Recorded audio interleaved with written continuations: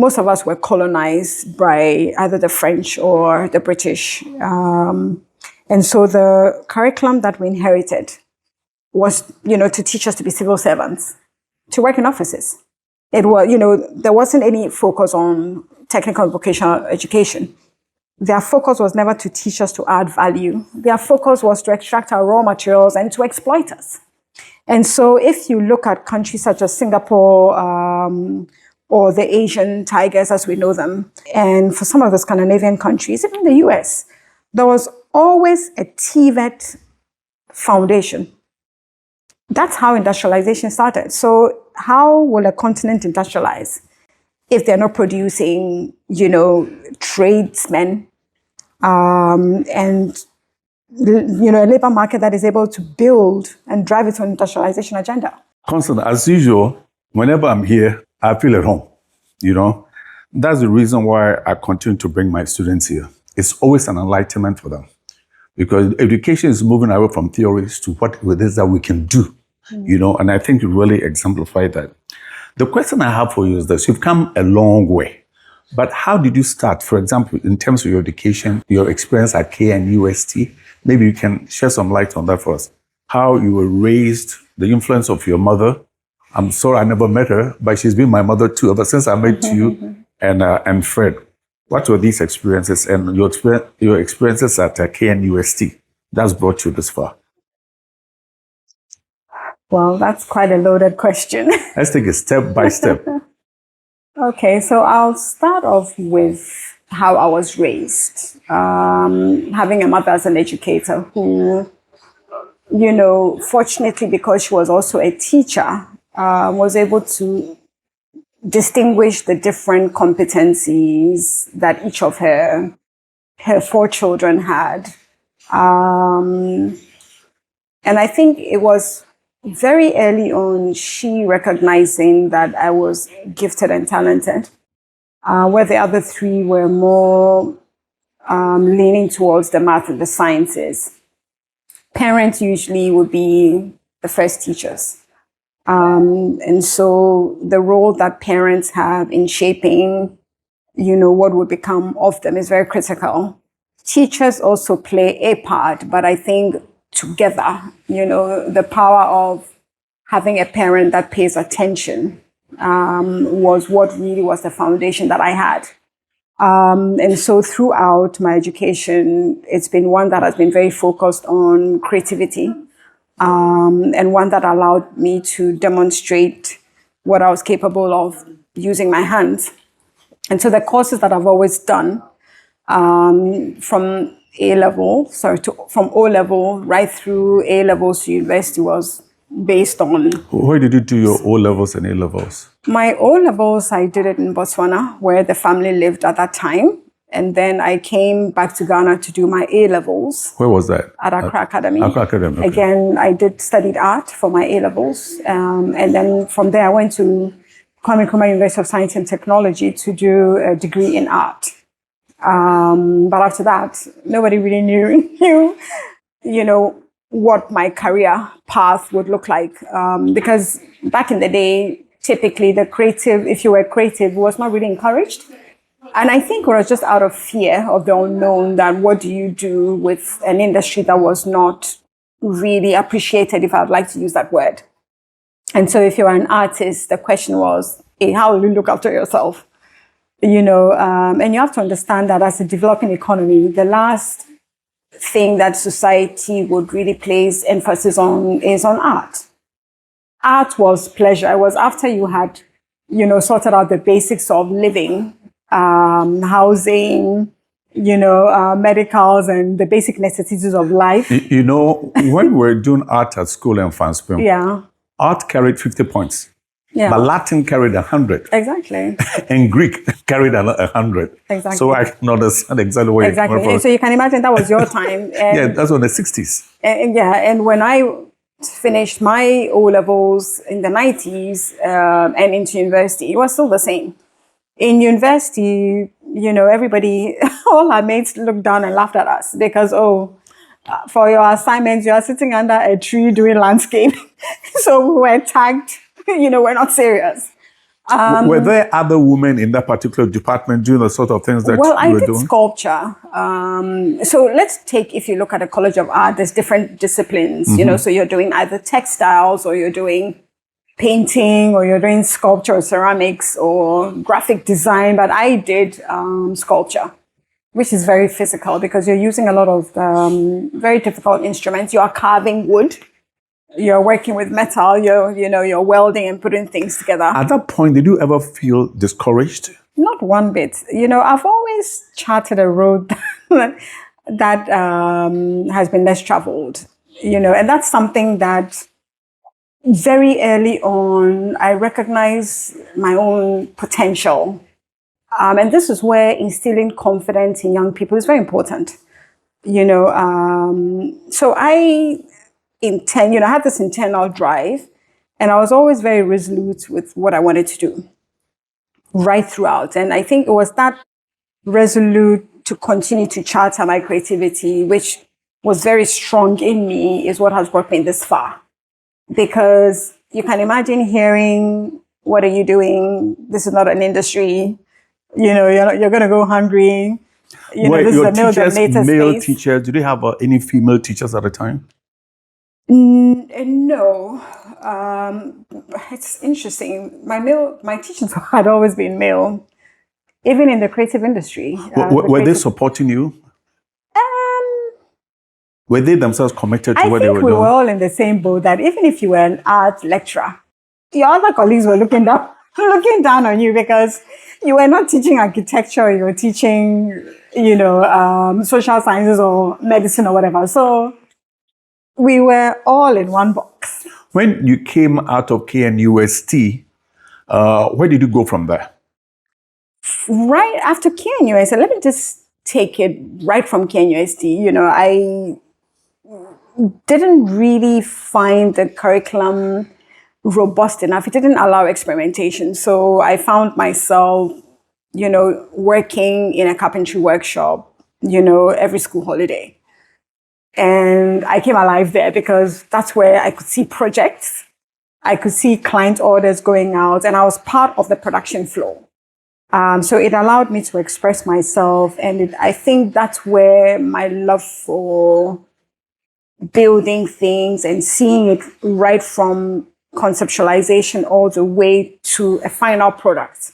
That whole design thinking process was what gave me the push to see that there was actually potential in what I was doing. So for me, university was just a box that I needed to just tick. Of course, education is also important because I would say that, there's a lot that you would get aside from the practical aspect of, networking with your other teammates, analytical thinking, critical thinking, So I would say that there's a combination of both the role of working in industry and the role that education plays. Good. On that note, were there other subjects that really enticed you besides the hands-on type education that you've been throughout? I really loved art history. That, for me, allowed me to see how broad art was and to also study other art forms and see, really history of art, from the Michelangelos to understanding surrealism to understanding all the different dimensions of how art has evolved. That, for me, I think was most fascinating. Were there any African artists who come to mind at that point in your life? One of my uncles was actually a very famous artist. He was a sculptor, Sakakwe. He was my mom's cousin. And I also had the opportunity to play around in his workshop, So you can imagine being a very famous, then there was the Amon Cotes, there's the Bloody Glovers, we studied all of them. Some of them also had gone through KNUST and had lectured there, So I was very lucky to have an uncle like Sakakwe, who was a very famous sculptor. Unfortunately, if he had been alive today, he would be one of the greatest Ghanaian artists that we have. So I was always lucky to have had, role models that I could look up to. But more or less, I think it was a sector that was really not developed. Unlike now, where if you're an artist, if you look at the likes of Ibrahim Mahama and a lot more Ghanaian artists who are doing very well on the international scene. So if you are an artist now, it's respected. But in my time, almost 30 years ago, there was nothing. Now, how did accents and art begin? I would imagine that was your first practical, industrial approach to what it is that you are doing now. How did you think about it and how did you begin it? So you asked an earlier question, what happened after university? Right. Nobody was going to hire an artist. And so for me, the only thing that seemed very natural as a natural progression was to start producing, start doing something, earning an income, So I just started very basic, doing small things for friends and family. And very soon that request became, oh, can you do this and can you do that? So I started getting quite a lot of interest in what I was producing. Were you doing this at home? I was doing this at home. It was not really, it was just doing things just to earn a little income. Mm-hmm. But then I recognized that, then that means that there's potential in what I was doing. And so I established a business, registered it and as a sole proprietor, just continued what I was doing. And after 2-3 years, I realized that, there's actually potential in what I was doing. But if you ask me, did I have a long-term vision? Did I know where I was going? No, I didn't. It was just to earn a little pocket money. And that then grew exponentially. And currently, Accent and Art is 26 years old. So this is how far we've come. I think the thing about business, the road becomes clearer and the path becomes clearer as you chart that journey. Because different opportunities will come. And so you find that the company will go through different stages of evolution. And here we are 26 years on, the producers of anything. We work mostly with architects, interior designers, engineers, and we custom make anything that requires us to put things together. The first time you invited me to Bubuashi, yeah, and I walked in there, and I saw people in action, welding and so on, and it was like a huge workshop. And I said, my goodness, how would we want to start something like this from where I was coming from?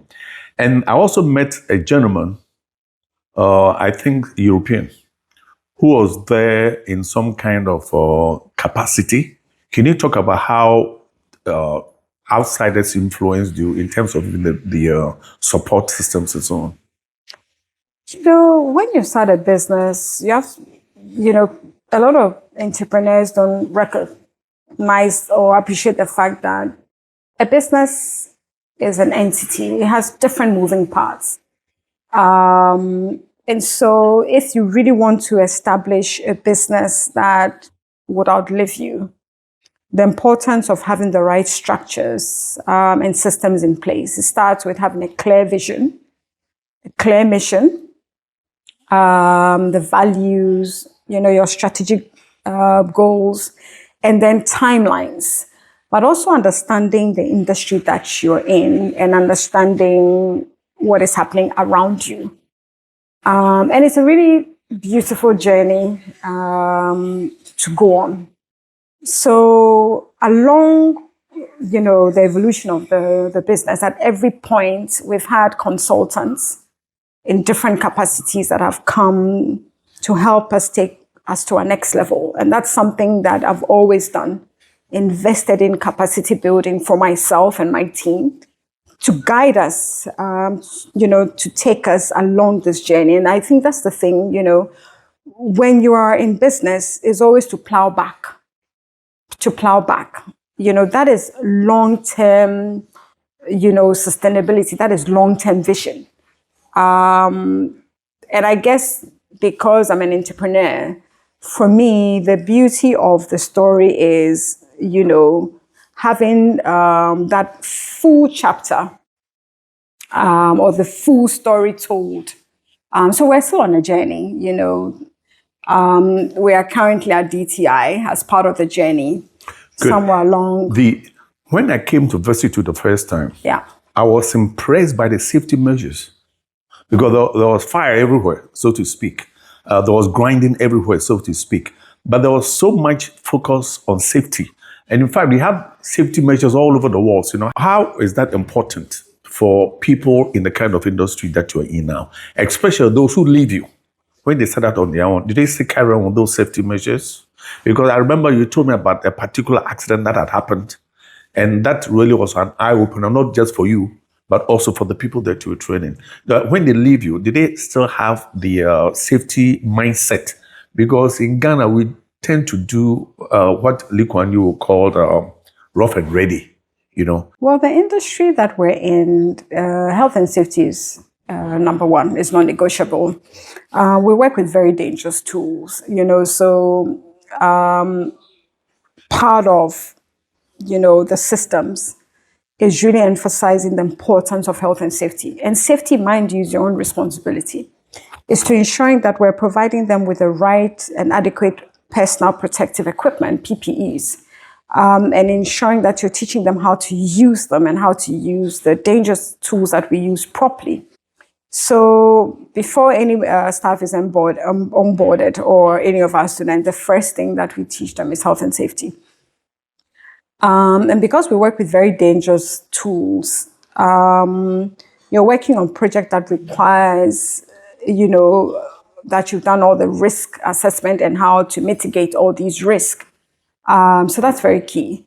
That is very much a part of the culture. The culture around standards. Standards is also driven by setting parameters of, the environment which we work in as well. In the beginning, when you try to get students to be aware of health and safety, do you see that as a challenge? Does it come to people naturally, or they have to evolve into it, the need for it? I think naturally the human being is very much aware of risk.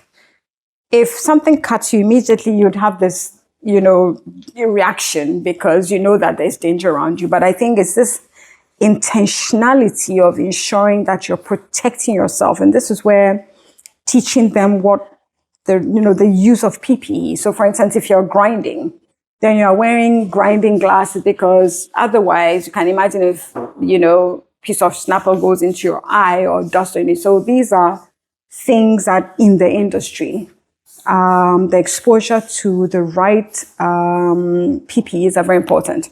You find that for the average artisan who is not that exposed, they wouldn't be aware of, some of these PPEs that you require. But this is where, when you begin to work in industries where there are standards and defined standards, this is non-negotiable. So that's the difference between teaching artisans and young people who work in the sort of industries and the sort of clients we work with, the sort of health and safety international requirements of what it comes with. Good. Okay, now we're talking about DTI. I feel like I'm part of DTI because within the past 10 years or so, I've brought almost all my level 100 students here. Yeah. And I get them to write a report on what they've seen. One of these days, I'm just going to put them all together because they are responses to you. And we package it so that we might keep it in our library and so on. How did DTI begin? It began here at this location, I would imagine. No, it actually began on the factory floors of Accent and Art. Wow, it's been I think it's been almost a 16 to 18 year journey. People don't actually know that.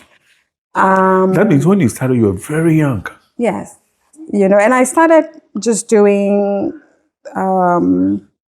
with mentoring other young people, to opening the factory floor to other young people to just, work alongside us, pick some skills here and there. But then the more young people started coming in, we recognized that, no, there was the need to, create intentional platforms for apprenticeships and learning experiences.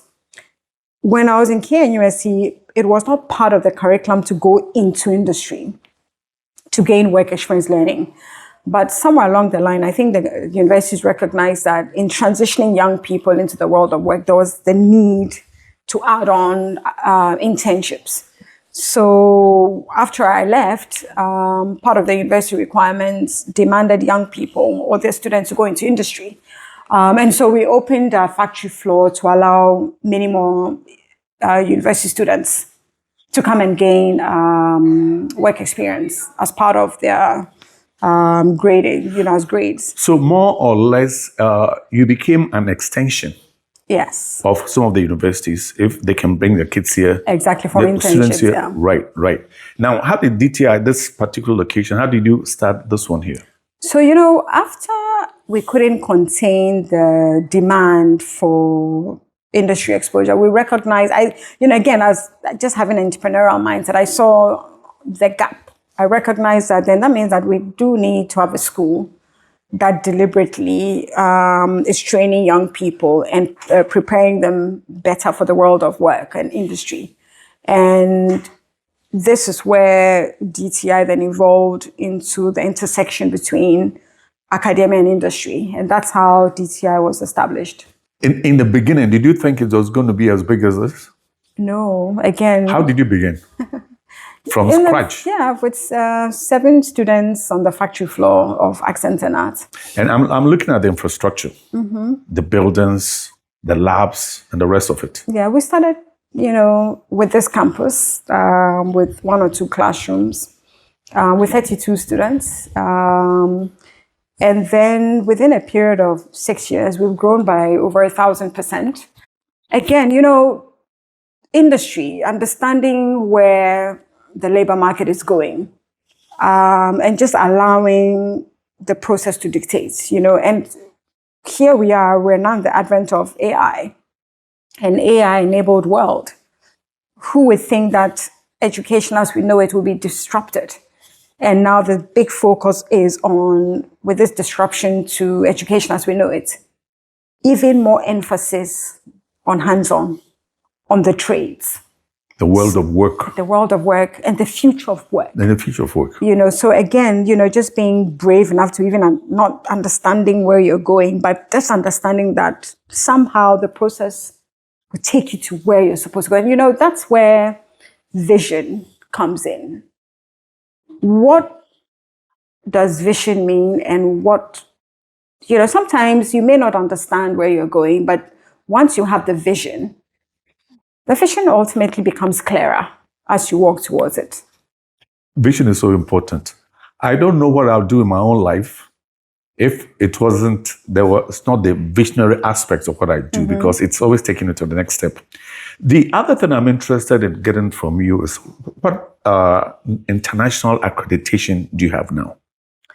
So our programs are all international accredited. So currently we run 3 programs, Precision Welding and Fabrication, which is accredited by the American Welding Society. We're the first in Africa to be accredited to the American Welding Society, which is the gold standard, one of the gold standards for welding standards in the world. And then our design innovation programs, entrepreneurship is also accredited by Pearson's, which is also a leading body for accreditation of programs as well. And this was very important that we benchmark everything that we do to global standards. And so for us, that was non-negotiable because then that determines the quality of curriculum that you're using. And it really defines the importance of providing world-class education because, the future of the global labor market will come from Africa. By 2050, 1 in 4 people will be African. And so if you really understand where workforce will come from, how do we train young people to possess global certificates that gives them access to global mobility? And this is importance of really defining and positioning yourself for when that demand comes. I'm looking at situations where you tend to be a leader. not just in Ghana, in terms of Africa. Are you establishing any relationship with any of the African countries? Yes. DTI is established as a Pan-African Center of Excellence. So right from the beginning, whatever Pan-African Center of Excellence. Exactly, because the sort of education that we offer is not just peculiar to Ghana. It's the whole of Africa. And I would like to go back to our colonial educational past. Most of us were colonized by either the French or the British. And so the curriculum that we inherited was, to teach us to be civil servants, to work in offices. It was, there wasn't any focus on technical and vocational education. Their focus was never to teach us to add value. Their focus was to extract our raw materials and to exploit us. And so if you look at countries such as Singapore or the Asian tigers as we know them, and for some of the Scandinavian countries, even the US, there was always a TVET foundation. That's how industrialization started. So how will a continent industrialize if they're not producing, tradesmen, and a labor market that is able to build and drive its own industrialization agenda? So for us, the focus being on the Pan-African Center of Excellence is to really serve as a catalyst or a lighthouse to showcase to the rest of Africa what a good TVET institution would look like. And so right from the beginning, the vision was to be established as a center of excellence and to drive those educational reforms that we want to see across Africa. What you're saying reminds me of what Kwejo Agbe said in 1925 when they were beginning to start Achimoto School. He said, don't tell me what you know, because the intellectuals was full of talk. Show me what you can do. Yeah. So I think that's where we are now. Yeah. That education isn't something that information that we reproduce, because machines can do that for us now. No. Show me what we can do. I think we'll stop here for now. Well, I will get back with you again because there are other questions that I would like us to pay attention to, because you've started something that's really extraordinary, and I'm always motivated when I come here with my students and so on. So I want to say thank you very much. It's always a joy to be with you. Thank you so much. All the best. Welcome to the Design and Technology Institute, Ghana's premier industrial job training and prototype center. Here at DTI, you can acquire tomorrow's skills today. We equip you with in-demand skills to address today's challenges and unlock Africa's economic potential.